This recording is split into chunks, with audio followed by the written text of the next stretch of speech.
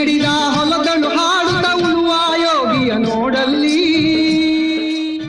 ಗಾಳಿ, ನೀರು, ಆಹಾರ ನಮ್ಮ ನೆಲೆಯ ಮೂಲಭೂತ ಅವಶ್ಯಕತೆಗಳು. ಹಾಗಾಗಿ ಆಹಾರಧಾತರು ಬೆಳಗಾಗಿ ನಾನೆದ್ದು ಯಾರ್ಯಾರ ನೆನೆಯಲಿ? ಎಳ್ಳು ಜೀರಿಗೆ ಬೆಳೆಯೋಳ, ಎಳ್ಳು ಜೀರಿಗೆ ಬೆಳೆಯೋಳ ಭೂಮ್ತಾಯ ಎದ್ದೊಂದು ಗಳಿಗೆ ನೆನೆದೇನ ಎನ್ನುತ್ತಾರೆ ವ್ಯವಸಾಯಿಗಳು. ಬೆಳೆದು ನಮ್ಮ ಹೊಟ್ಟೆ ತುಂಬಿಸುವ ಆಕಳು, ಜೇನು, ಕುರಿ, ಕೋಳಿಗಳನ್ನು ಸಾಕಿ ರಸನಕ್ಕೆ ರುಚಿ, ದೇಹಕ್ಕೆ ಪುಷ್ಟಿಯನ್ನೀವ ಕೃಷಿಕರು ಧರಿತ್ರಿಯನ್ನು, ಅವಳು ಧಾರೆ ಎರೆವ ಧಾನ್ಯ ಮತ್ತಿತರ ಫಸಲನ್ನು, ಸಂಗಡ ಸದಾ ಸಾಥ್ ನೀಡುವ ಪ್ರಾಣಿಗಳನ್ನು ಪೂಜಿಸಿ ಆದರಿಸುತ್ತಾರೆ. ಈ ಆತ್ಮೀಯ ಸಡಗರವೇ ಸಂಕ್ರಾಂತಿ.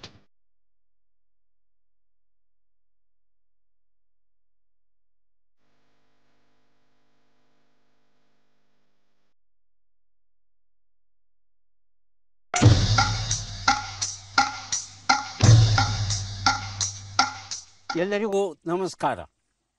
ಥಟ್ ಅಂತ ಹೇಳಿ ಕ್ವಿಜ್ ಕಾರ್ಯಕ್ರಮಕ್ಕೆ ತಮಗೆಲ್ಲ ಸ್ವಾಗತ.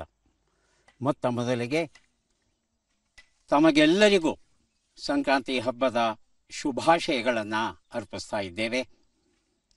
ನಾವೀಗ ಬಂದಿದ್ದೇವೆ ಕನಕಪುರದ ಕಾಡು ಶಿವನಹಳ್ಳಿ ಅಂತಕ್ಕಂಥ ಒಂದು ಗ್ರಾಮಕ್ಕೆ. ಈ ಗ್ರಾಮದಲ್ಲಿ ರೈತರನ್ನು ಭೇಟಿಯಾಗೋಣ, ಅವರು ಮಾಡ್ತಾ ಇರೋ ಕೆಲಸಗಳ ಪರಿಚಯ ಮಾಡಿಕೊಳ್ಳೋಣ. ಹಾಗೆಯೇ ಸಂಕ್ರಾಂತಿ ಹಬ್ಬದ ಬಗ್ಗೆ ಒಂದಷ್ಟು ವಿಚಾರ ತಿಳ್ಕೊಂಡು ಒಂದಷ್ಟು ಪುಸ್ತಕಗಳನ್ನು ಹಂಚುವ ಕೆಲಸ ಮಾಡೋಣ. ಬರ್ತೀರಿ ಅಲ್ವಾ ನನ್ನ ಜೊತೆ? ಬನ್ನಿ ಹೋಗೋಣ.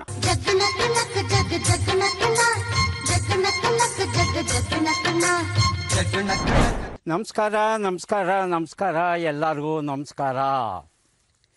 ಹೇಗಿದ್ದೀರಿ? ಚೆನ್ನಾಗಿದ್ದೀರಿ. ನೀವೆಲ್ಲ ಸೇರ್ಕೊಂಡು ಏನು ಕೆಲಸ ಮಾಡ್ತಾ ಇದ್ದೀರಾ? ಕಳ ಮಾಡ್ತಾ ಇದ್ದೀವಿ ಸಾ. ಅದರಿಂದ ರಾಗಿ ಬೆಳೆ ಬೆಳೆಯೋದಕ್ಕೆ ಕಳಕ್ಕೆ ಹುಲ್ಲು ಹಾಕಿದ್ದೀವಿ.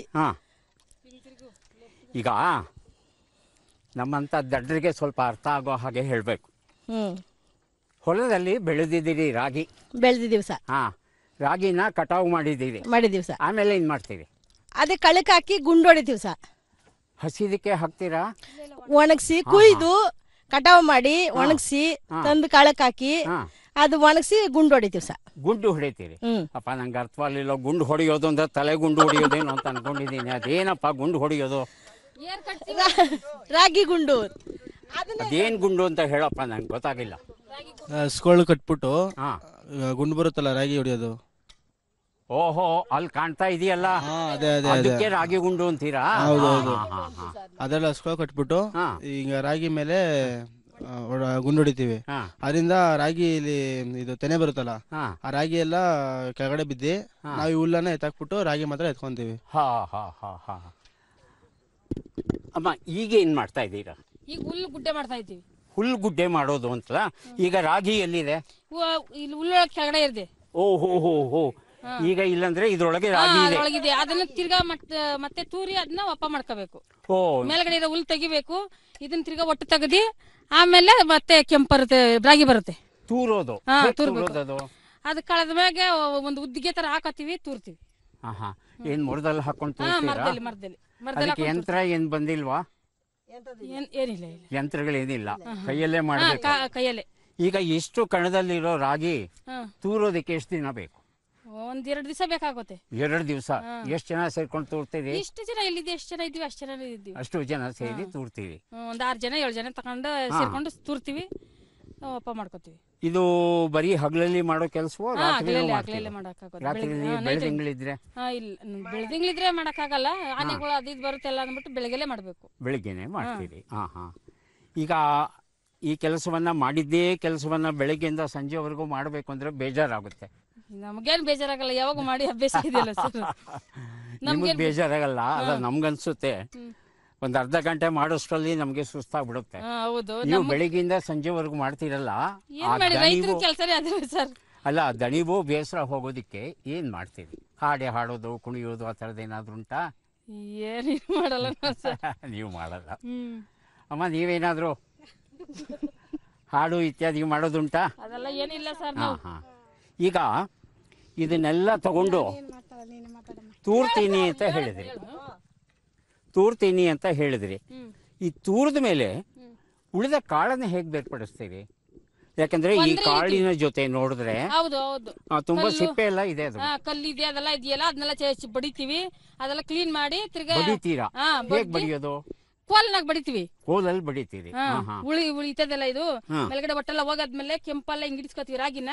ಇನ್ನು ಉಳಿದಿದ್ ಒಟ್ಟು ಬರುತ್ತಲ್ಲ, ಗುಂಗ್ ಬರುತ್ತೆ, ಆ ಗುಂಗನ್ನ ಕೋಲಲ್ಲಿ ಬಡ್ದಿ ಅದನ್ನ ತಿರ್ಗಾ ವಾಪ ಮಾಡ್ತೀವಿ, ಕ್ಲೀನ್ ಮಾಡ್ತೀವಿ. ತಿರ್ಗಾ ಒಂದ್ರಿ ಹಿಡಿತೀವಿ, ಮರದಾಗೆಲ್ಲ ಕಂಡ್ರಿಸಿ ಎಲ್ಲ ಕ್ಲೀನ್ ಮಾಡ್ಕೊತೀವಿ.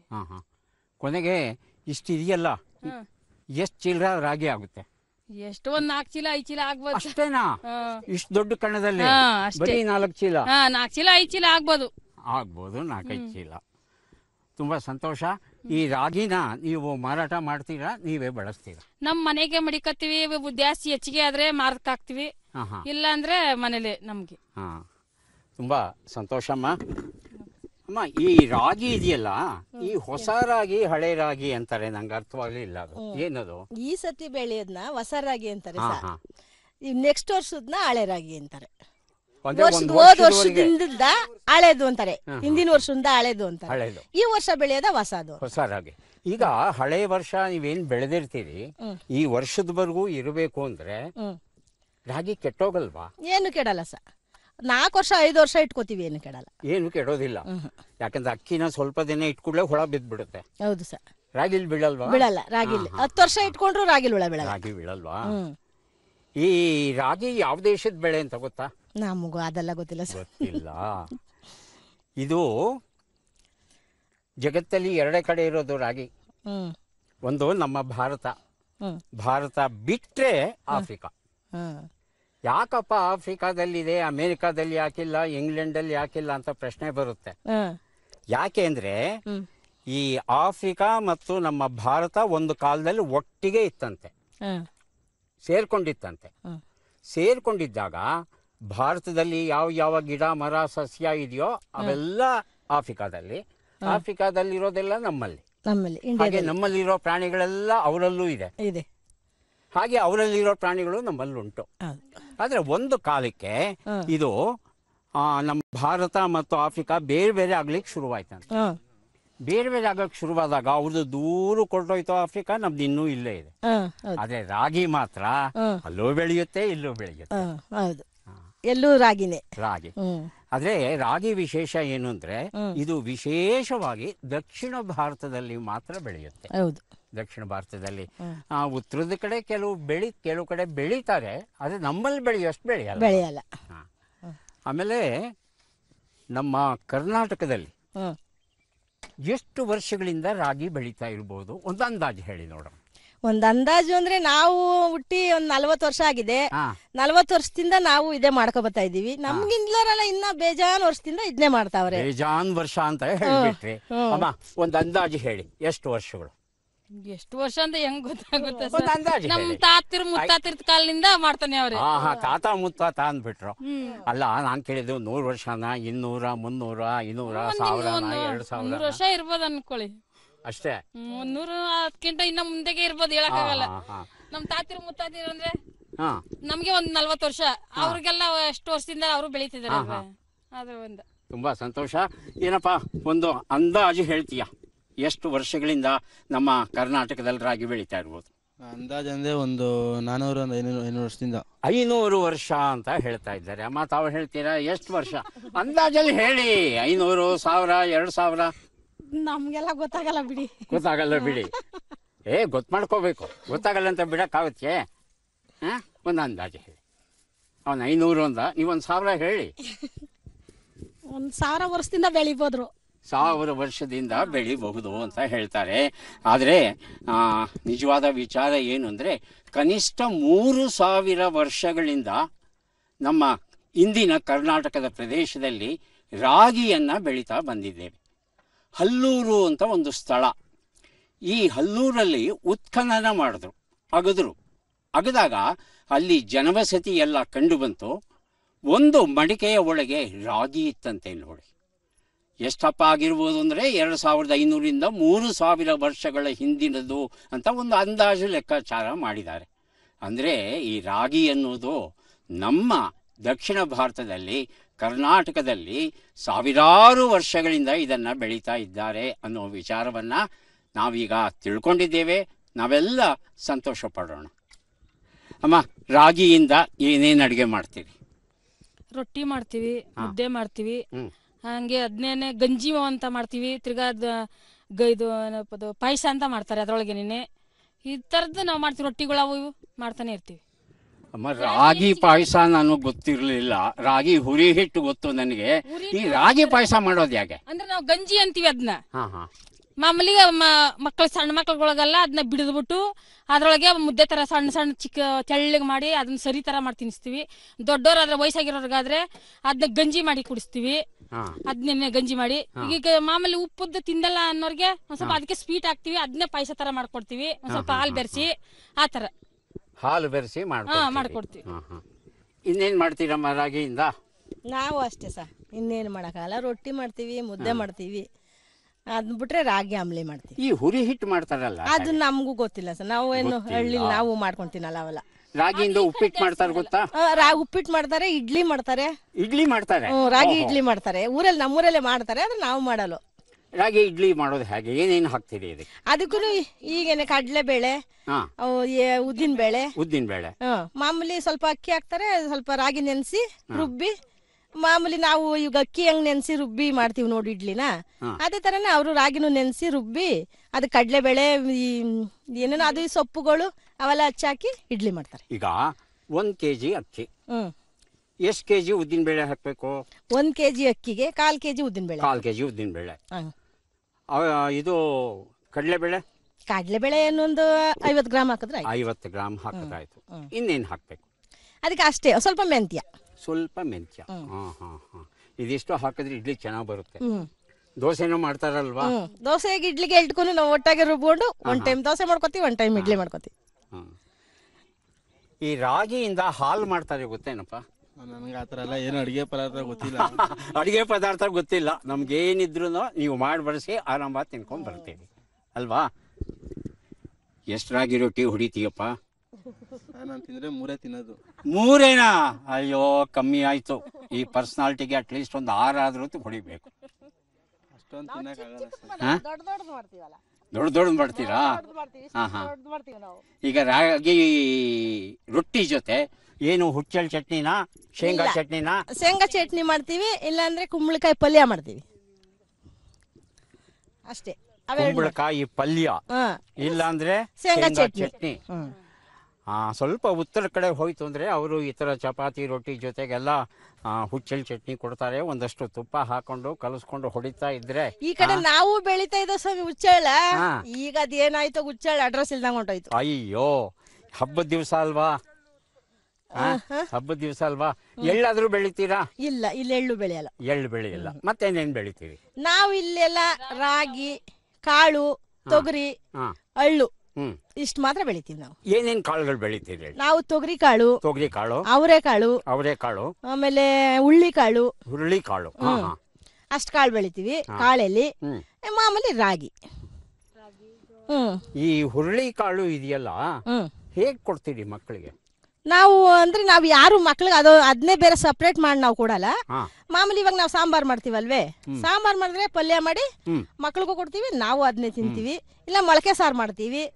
ಅದ್ ಬಿಟ್ರೆ ಸಪ್ರೇಟ್ ಮಕ್ಳಿಗೆಲ್ಲ ಕೊಡೋದೇನಿಲ್ಲ. ಈ ಇಂಗ್ಲಿಷ್ ಅಲ್ಲಿ ಹುರುಳಿ ಕಾಳಿಗೆ ಹಾರ್ಸ್ ಗ್ರಾಮ್ ಅಂತಾರೆ. ಅಂದ್ರೆ ಆ ಕಾಳನ್ ತಿಂದ್ರೆ ಕುದುರೆಗೆ ಎಷ್ಟು ಶಕ್ತಿ ಇದೆಯೋ ಅಷ್ಟು ಶಕ್ತಿ ನಮಗ್ ಬರುತ್ತಂತೆ. ಇದರಲ್ಲಿ ಉತ್ಪ್ರೇಕ್ಷೆ ಏನಿಲ್ಲ, ಇದು ಸತ್ಯ. ಸಾಮಾನ್ಯವಾಗಿ ಕುದುರೆಗಳಿಗೆ ಬೇಯಿಸಿದ ಹುರುಳಿ ಕಾಳನ್ನು ಕೊಟ್ಟು ಅದರ ಸಾರ ಏನಿದೆ ಅದನ್ನ ಮನೆಗೆ ತಂದು ಸಾರು ಮಾಡ್ತಾರೆ, ಹುರುಳಿ ಕಟ್ಟು ಮಾಡ್ತಾರೆ, ತುಂಬಾ ರುಚಿಯಾಗಿರುತ್ತೆ. ಆದ್ರೆ ಮಕ್ಕಳು, ಬೆಳೆಯೋ ಮಕ್ಕಳಿಗೆ ನಾವೆಲ್ಲ ಕೊಡಬೇಕಾದದ್ದೇನಪ್ಪ ಅಂದ್ರೆ ಹುರುಳಿನ ಚೆನ್ನಾಗಿ ಬೇಯಿಸ್ಬಿಟ್ಟು ರುಬ್ಬಿಬಿಟ್ಟು ಅದಕ್ಕೆ ಬೆಲ್ಲ ಹಾಕಿ ಒಂದಷ್ಟು ತುಪ್ಪ ಕಲಸಿ ಕೊಟ್ರೆ ಮಕ್ಕಳು ಸಹ ಕುದುರೆಗಳು ಬೆಳೆದ ಹಾಗೆ ಬೆಳೀತಾರೆ. ಅಷ್ಟು ಶಕ್ತಿ ಇರುತ್ತೆ. ನಿಮ್ ಕಡೆ ಏನಾದ್ರು ಮಾಡ್ತಿರೋದು? ನಾವು ಆತರ ರುಬ್ಕೊಂಡು ತಿಂತೀವಿ. ಆದ್ರೆ ಮಕ್ಕಳಿಗೆ ಅಂತ ಏನು ಮಾಡಲ್ಲ. ನಮ್ಗೆಲ್ಲ ಜ್ಞಾನ ಆದ್ರೆ ಎಲ್ಲ ಒಟ್ಟಾಗೆ ಹುಳ್ಳಿಕಾಳನ್ನ ಬೇಯಿಸ್ಬಿಟ್ಟು ಅದನ್ನ ರುಬ್ಬಿಟ್ಟು ಮಾಮೂಲಿ ಬೆಲ್ಲ ಎಲ್ಲ ತೆಂಗಿನಕಾಯಿ ಎಲ್ಲ ಹಾಕಿ ಒಬ್ಬಟ್ಟು ಯಾವ ರೀತಿ ಮಾಡ್ತೀವಿ ಆ ರೀತಿ ಮಾಡ್ಕೊಂಡು ತಿಂತೀವಿ. ತುಂಬಾ ಸಂತೋಷಮ್ಮ. ಆಮೇಲೆ ಅವರೇ ಕಾಳು ಬೆಳಿತೀನಿ ಅಂತ ಹೇಳಿದ್ರಿ, ಹ್ಮ್ ಎಷ್ಟು ಬೆಳಿತೀರಿ? ಅಂದ್ರೆ ಇವಾಗ ಆದಂಗೆ ಇವಾಗ ಒಂದ್ಸರಿ ಒಂದ್ 50 ಸೇರ್ ಆಗ್ಬೋದು, ಒಂದ್ 50 kg ಆಗ್ಬೋದು, ಇಲ್ಲ ಒಂದ್ 100 kg ಆಗ್ಬೋದು. ಇಲ್ಲ ಆಗ್ಲಿಲ್ಲ ಅಂದ್ರೆ ಇಲ್ಲ ಹಾಗೆ ಇಲ್ಲ ತಗೊಂಡ್ ತಿನ್ಬೋದು. ಅದ್ರಲ್ಲಿ ಬೇಳೆ ಮಾಡ್ಕೋತೀವಿ, ಸ್ವಲ್ಪ ಉರಿಯಾಕೆ ಅಂತ ಕಾಳಿಟ್ಕೋತೀವಿ, ಸ್ವಲ್ಪ ಬೇಳೆ ಮಾಡ್ಕೋತೀವಿ. ಅಂದ್ರೆ ಮಾರಾಟ ಮಾಡಲ್ಲ? ಮಾರಾಟ ಮಾಡಲ್ಲ, ಮನೆಗೆ ಹಾಗೆ ಮಿಕ್ಕಿದ್ರೆ ಮಾರ್ಕೋತೀವಿ. ಆದ್ರೆ ಇಷ್ಟು ನಿಮ್ದು ಏನಿದೆ ಹೊಲ, ಇಲ್ಲಿ ಬೆಳೆಯೋದೆಲ್ಲ ನೀವೇ ಬೆಳೆಸ್ತೀವಿ? ನಾವೇ ಬಳಸ್ತೀವಿ. ನಾವು ತೆಗೆದು ತಿನ್ನಕ್ ಆಗಲ್ವಲ್ಲ. ನಾವಿವಾಗ 10ಕ್ಕೆ ಮಾರ್ತೀವಿ, ನಾವ್ 20 ಕೊಟ್ಟು ತಗೋಬೇಕಲ್ವೇ? ಹೌದು. ಅದರಿಂದ ನಾವು ನಮ್ಗೆ ಎಷ್ಟು ಬೇಕು ಅಷ್ಟು ಯೂಸ್ ಮಾಡ್ಕೊಳ್ಳೋ ಅಷ್ಟು ಇಟ್ಕೊಂಡ್ ಮಾರ್ತೀವಿ. ಈಗ ನನಗ್ ಗೊತ್ತಿರೋ ಹಾಗೆ ಅವರೇ ಗಿಡದಲ್ಲಿ 4 ತರ ಇದೆ. ನೀವು ಯಾವ್ಯಾವ ತರದ್ ಬೆಳಿತೀವಿ? ನಾವು ಚಿಣಗ್ಲವರೆ ಬೆಳಿತೀವಿ, ದಬ್ಬವರೆ ಅಂತಾರೆ ಅದು ಬೆಳಿತೀವಿ. 2 ತರ ಅಂದ್ರೆ ಗದ್ದೆ ಅವರೆ ಅಂತ ಇರ್ತದೆ, ಅದು ಬೇಸಿಗೆ ಕಾಲದಲ್ಲಿ ಬೆಳಿತಾರೆ. ಅದು ಈಗ ಮಳೆಗೂ ಇವತ್ತರಲ್ಲ, ಬೇಸಿಗೆಯಲ್ಲಿ ನೀರ್ ಕಟ್ಕೊಂಡ್ ಬೆಳಿತಾರೆ, ಅದು ಗದ್ದೆ ಅವರೆ ಅಂತ. ಇದನ್ನ ಮಾತ್ರ ಇವೆರಡೂ ಮಳೆಗಾಲದಲ್ಲಿ ಬೆಳಿತೀವಿ. ಈ ಹಂಬವರೆ ಅಂತಾರಲ್ಲ, ಅದು ಬೆಳೆಯುತ್ತಾ? ಅದು ಇದ್ರಲ್ಲೇನೆ. ಹಂಬು ಅಂದ್ರೆ ನೋಡಿದೆ, ಹಂಬ್ಕೊಂಡೈತದಲ್ವೇ, ಗಿಡಕ್ಕೆ ಹಂಬ್ಕೊಂಡು ಹೋಗೋದಕ್ಕೆ ಹಂಬವ್ರೆ. ಕೆಳಗಡೆನೆ ಗಿಡ ನೆಟ್ಟಗಿದ್ರೆ ನೆಟ್ಟವ್ರೆ ಅಷ್ಟೇ. ಈಗ ನೀವು ಹಂಬವರೆ ಬೆಳೆದಿದ್ದೀರಾ, ನೆಟ್ಟವರೆ ಬೆಳೆದಿದ್ದೀರಾ? ನಾವು ಹಂಬವರೇನು ಹಾಕಿದೀವಿ, ನೆಟ್ಟವರೇನು. ಏನ್ ವ್ಯತ್ಯಾಸ ಎರಡಕ್ಕೂ? ಅಂದ್ರೆ ಇದು ಕಾಳು ಅಂಬಾವರೆಯಲ್ಲಿ ದೊಡ್ಡ ಕಾಳು ಬರ್ತದೆ, ಸ್ವಲ್ಪ ದಪ್ಪ ಬರ್ತದೆ ಕಾಳು. ನೆಟ್ಟವರೆಯಲ್ಲಿ ಚಿಕ್ಕ ಬರ್ತದೆ ಕಾಳು, ಸಣ್ಣ ಸಣ್ಣ ಕಾಳು ಬರ್ತದೆ. ಅದರಿಂದ ಅದಕ್ಕೂ ವ್ಯತ್ಯಾಸ.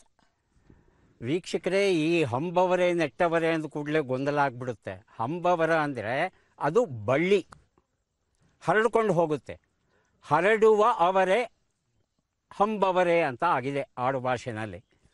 ಇವ್ರಿಗೆ ಹೇಳೋ ಹಾಗೆ ಬಹಳ ದೂರ ಹೋಗೋ ಕಾರಣ ಸಾಕಷ್ಟು ಬಿಸಿಲು ಸಿಗುತ್ತೆ. ಅದಕ್ಕೆ ಸಾಕಷ್ಟು ಬಿಸಿಲು ಸಿಗೋ ಕಾರಣ ಅಲ್ಲಿ ಆ ಗಿಡದಲ್ಲಿ ರೂಪುಗೊಳ್ಳುವಂಥ ಕಾಳುಗಳೆಲ್ಲ ಬಹಳ ದಪ್ಪ ಇರುತ್ತೆ.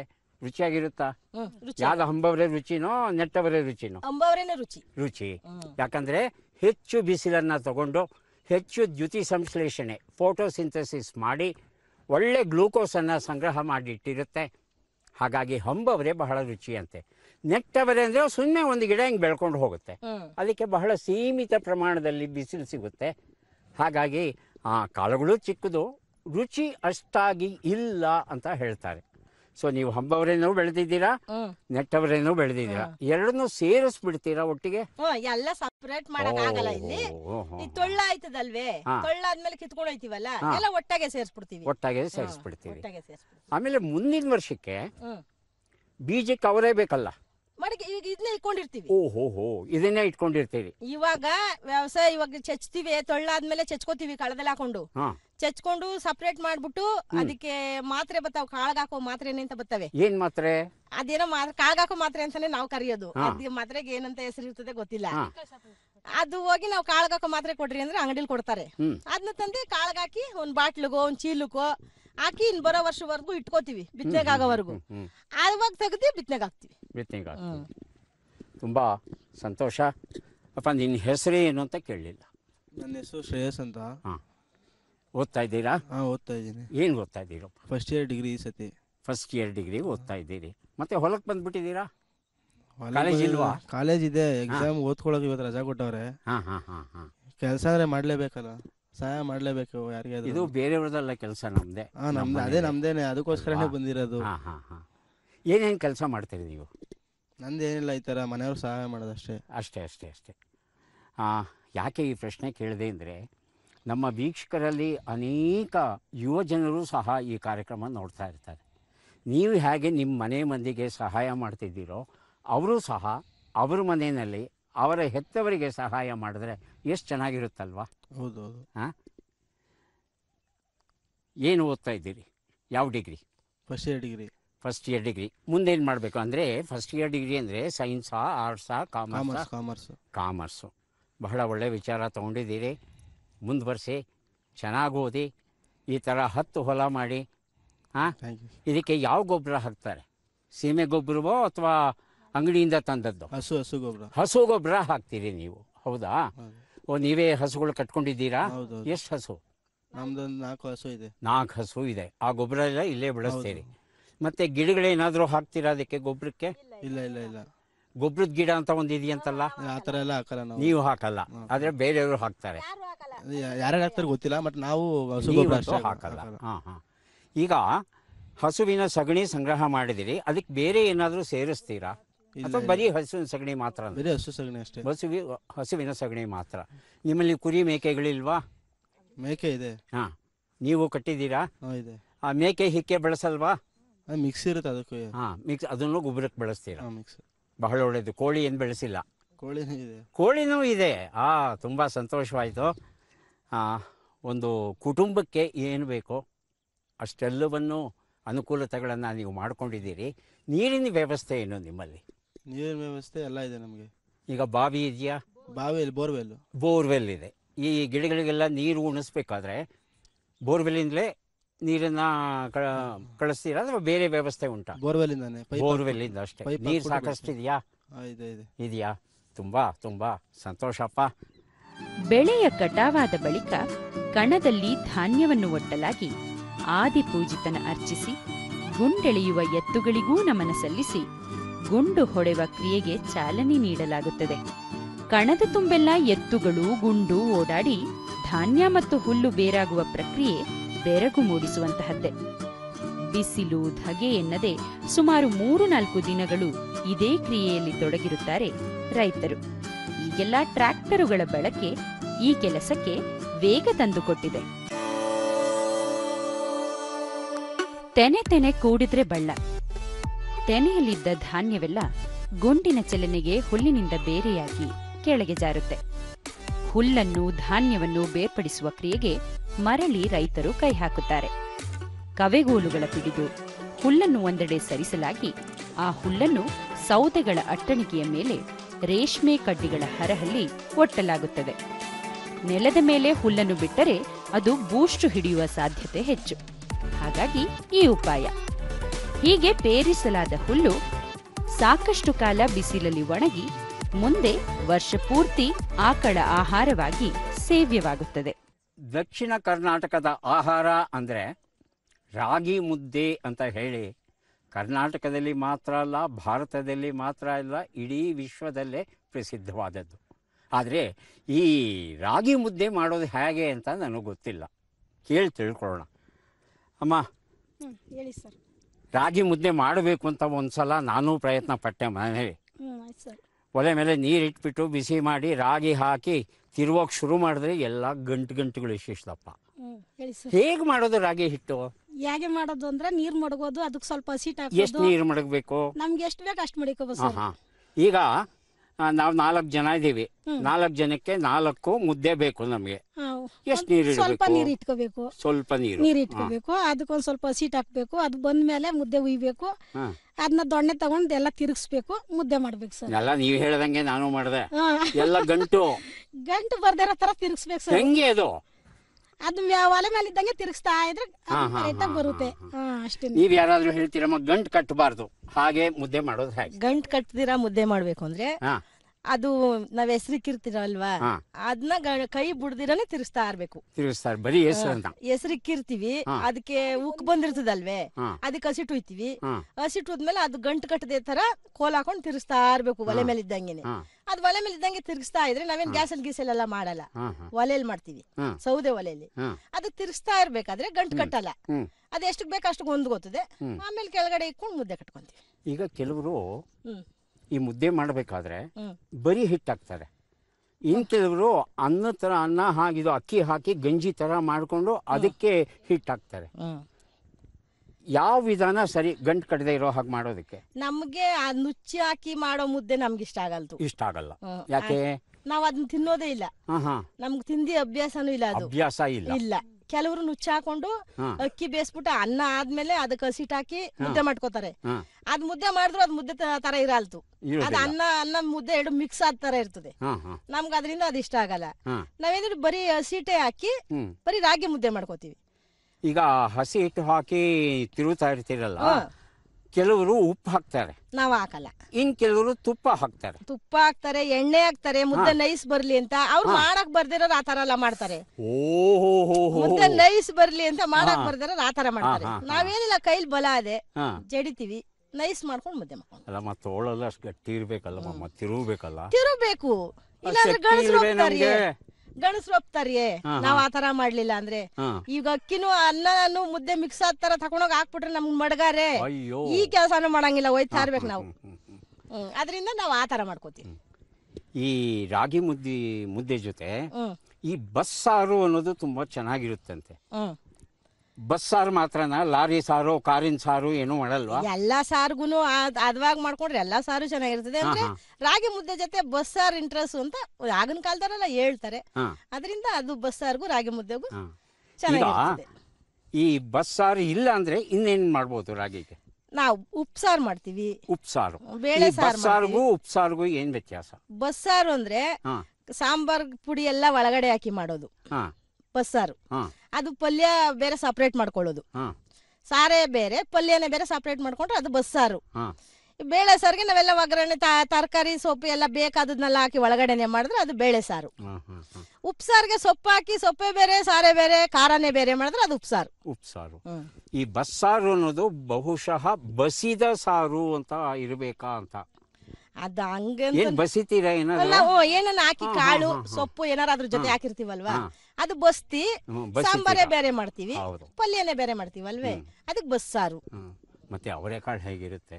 ಅವರೆಕಾಳಿಗೂ ಬಸ್ಸಾರು ಸೂಪರ್ ಆಗಿರುತ್ತೆ. ಸೂಪರ್. ಹಿಟ್ಟಿನ ಮೇಲೆ ಅವರೆಕಾಳು ಅಂತ ನಮ್ಮ ನರಸಿಂಹರಾಜು, ಬಾಲಕೃಷ್ಣ ಇವರೆಲ್ಲ ಯಾವ್ದೋ ಒಂದು ಚಿತ್ರದಲ್ಲಿ ಬಳಸಿದ್ರೆ ಹಿಟ್ಟಿನ ಮೇಲೆ ಅವರೆಕಾಳು ಅಂತ. ತುಂಬಾ ಚೆನ್ನಾಗಿರುತ್ತೆ. ಬಹಳ ಸಂತೋಷಮ್ಮ. ರಾಗಿ ಬಗ್ಗೆ, ರಾಗಿ ಕಣದ ಬಗ್ಗೆ ಬಹಳಷ್ಟು ಮಾಹಿತಿ ಕೊಟ್ಟಿದ್ದೀರಿ. ಹಾಗೆ ರಾಗಿಯಿಂದ ಮಾಡಬಹುದಾದ ಪದಾರ್ಥಗಳೇನು, ಮುಖ್ಯವಾಗಿ ಮುದ್ದೆ ಮಾಡೋದು ಹೇಗೆ, ಗಂಟು ಕಟ್ಟದೆ ಮುದ್ದೆ ಮಾಡೋದು ಹೇಗೆ ಅದು ಹೇಳಿದ್ದೀರಿ. ಮತ್ತೆ ರಾಗಿ ಮಾಡೋವಾಗ ಅದಕ್ಕೆ ನುಚ್ಚು ಹಾಕ್ಬಾರ್ದು, ಉಪ್ಪು ಹಾಕ್ಬಾರ್ದು, ಈ ತುಪ್ಪ ಹಾಕೋರು ಎಣ್ಣೆ ಹಾಕೋರು ಅವ್ರಿಗೆ ರಾಗಿ ಮುದ್ದೆ ಮಾಡಕ್ ಬರಲ್ಲ, ಮುದ್ದೆ ಕಟ್ಟಕ್ ಆಗಲ್ಲ ಅಂತವ್ರು ಹಾಕೋತಾರೆ ಅಂತ ಹೇಳಿದ್ರು. ನಾನು ಒಂದ್ಸಲ ಪ್ರಯತ್ನಿಸ್ತೀನಿ ಮುದ್ದೆ ಮಾಡಿ. ಆದ್ರೆ ಒಂಚೂರು ತುಪ್ಪ ಹಾಕೋದಿಕ್ಕೆ ನೀವು ಅನುಮತಿ ಕೊಟ್ಬಿಡಿ, ಯಾಕಂದ್ರೆ ನನ್ಗೆ ಗೊತ್ತಿಲ್ಲ ಮುದ್ದೆ ಮಾಡೋದು ಹೇಗೆ ಅಂತ. ಒಂಚೂರು ಮಾಡೋದಿಕ್ಕೆ ಪ್ರಯತ್ನಿಸ್ತೀನಿ. ತುಂಬಾ ತುಂಬಾ ಸಂತೋಷ. ತಮಗೆಲ್ಲ ಧನ್ಯವಾದಗಳು. ಆದ್ರೆ ಸುಮ್ಮನೆ ಧನ್ಯವಾದಗಳು ಹೇಳಿದ್ರಾಗುತ್ತೆ. ಒಂದು ಪುಸ್ತಕ ಕೊಡ್ತೀನಿ, ದಯವಿಟ್ಟು ತಗೊಳ್ಳಿ, ಅದನ್ನ ಓದಿ. ನೀವು ಓದಿ ಆದ್ಮೇಲೆ ನಿಮ್ಮ ಪಕ್ಕದ ಮನೆಯಲ್ಲಿ ಯಾರಾದರೂ ಓದೋಕ್ಕೆ ಇಷ್ಟಪಟ್ರೆ ಅವ್ರಿಗೂ ಕೊಡಿ, ಊರಿನ ಜನಕ್ಕೆಲ್ಲ ಕೊಡಿ. ಕೊಡ್ತೀನಿ ಅಲ್ವಾ? ತುಷಾರಹಾರ ಇದು ಒಡಲ ನೋವಿನ ಕಥನ ಅಂತ ಹೇಳ್ತಾರೆ ಶ್ಯಾಮಲಾ ಮಾಧವ ಅವರು. ಶ್ಯಾಮಲಾ ಮಾಧವ ಅವರು ನಮ್ಮ ನಡುವೆ ಇರುವಂಥ ಅತ್ಯಂತ ಹಿರಿಯ ಸಾಹಿತಿ. ಇಂಗ್ಲೀಷಿಂದ ಕನ್ನಡಕ್ಕೆ ಸೊಗಸಾದ ಕೃತಿಗಳನ್ನು ಅನುವಾದ ಮಾಡಿದ್ದಾರೆ. ಅವರು ಬರೆದಂಥ ಕೃತಿ ದಯವಿಟ್ಟು ತಾವು ಸ್ವೀಕರಿಸಬೇಕು, ಓದಿ ಒಂದ್ಸಲ. ಮಧುಸೂದನ ವಯ್ಯನ್ ಫೀಪೋ, ಬಹಳ ಕುತೂಹಲಕರವಾಗಿದೆ ಹೆಸರು. ಹೊಸ ರೀತಿಯ ಕಥೆಗಳ ಗುಚ್ಛ ಅಂತ ಹೇಳ್ತಾರೆ. ಈ ಒಂದು ಪುಸ್ತಕವನ್ನು ತಮಗೆ ಕೊಡ್ತಾ ಇದ್ದೀನಿ, ದಯವಿಟ್ಟು ಸ್ವೀಕರಿಸಿ. ಡಾಕ್ಟರ್ ಎ.ಒ. ಆವಲಮೂರ್ತಿ ಅವರು ಭೌತಶಾಸ್ತ್ರದ ವಿಚಾರದಲ್ಲಿ ಅವರು ಪ್ರಾಧ್ಯಾಪಕರು. ಆಕಸ್ಮಿಕ ಆವಿಷ್ಕಾರಗಳು ಇದ್ದಕ್ಕಿದ್ದ ಹಾಗೆ ಗೊತ್ತಾಗ್ಬಿಡುತ್ತಂತೆ ಅಲ್ವಾ? ಯುರೇಕಾ ಯುರೇಕಾ ಅಂತ ಆರ್ಕಿಮಿಡೀಸ್ ಕೂಗ್ತಾ ಓಡು ಬಂದಂತೆ ಅಲ್ವಾ? ಹಾಗೆ ಪೆನ್ಸಿಲಿನ್ ಕಂಡುಹಿಡಿಬೇಕಾದ್ರೆ ಆಕಸ್ಮಿಕವಾಗಿ ಅಲೆಕ್ಸಾಂಡರ್ ಫ್ಲೆಮಿಂಗ್ ಕಂಡು ಹಿಡಿದ. ಆ ರೀತಿ ಆಕಸ್ಮಿಕ ಆವಿಷ್ಕಾರಗಳ ಕೃತಿ ಆವಲಮೂರ್ತಿ ಬರೆದಿರುವಂಥದ್ದು, ದಯವಿಟ್ಟು ಸ್ವೀಕರಿಸಿ. ಕುಪ್ಪಳಿ ಡೇಯಿ ಹೀಚಿ ಬೋರ್ಲಿಂಗಯ್ಯ ಬರೆದಿರುವಂಥ ಪುಸ್ತಕ ಇದು. ಕುಪ್ಪಳಿ ಅಂದರೆ ಕುವೆಂಪು ಅವರು ಇದ್ದಂಥ ಊರು ಅಲ್ವಾ? ಇವತ್ತು ಅಲ್ಲಿ ಮನೆ ಇದೆ. ಅಲ್ಲಿಗೆ ಸಂಬಂಧಪಟ್ಟಂಥ ಒಂದು ಲೇಖನಗಳ ಸಂಗ್ರಹ ಇದು. ದಯವಿಟ್ಟು ತಗೊಳ್ಳಿ. ಒಳ್ಳೆಯದಾಗಲಿ. ಮತ್ತೆ ಭೇಟಿಯಾಗೋಣ. ನಮಸ್ಕಾರ.